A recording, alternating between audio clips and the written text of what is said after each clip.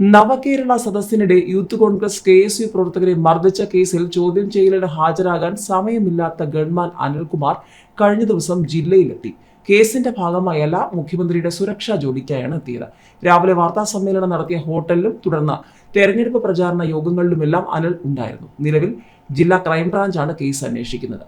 മുഖ്യമന്ത്രിയുടെ ഗൺമാനായ അനിൽ ജോലി തിരക്കെന്ന് പറഞ്ഞ് 4 മാസമായി ചോദ്യം ചെയ്യലിൽ നിന്നും മാറി നിൽക്കുകയാണ്.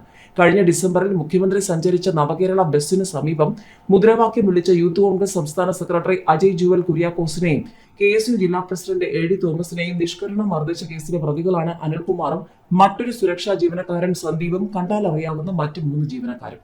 ആലപ്പുഴ ജനറൽ ആശുപത്രി ജംഗ്ഷനിൽ പ്രതിഷേധിച്ചവരെ പോലീസ് കസ്റ്റഡിയിലെടുത്ത് മാറ്റിയ ശേഷമാണ് ഇവർ അകമ്പടി വാഹനത്തിൽ നിന്നും ചാടിയിറങ്ങി വടികൊണ്ട് തലയ്ക്കും മറ്റും അടിച്ചത്.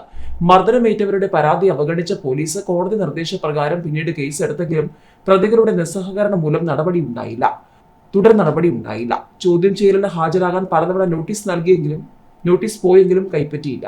നേരിട്ട് പോയി കൊടുത്തപ്പോൾ തിരക്കാണെന്ന് മറുപടി നൽകി. ക്ഷമകെട്ട അജയ് തോമസ് മുഖ്യമന്ത്രിക്ക് നൽകിയ പരാതിയിലാണ് അന്വേഷണം ജില്ലാ ക്രൈംബ്രാഞ്ചിന് കൈമാറിയത്. പക്ഷേ ഇപ്പോഴും ചോദ്യം ചെയ്യൽ നടന്നിട്ടില്ല.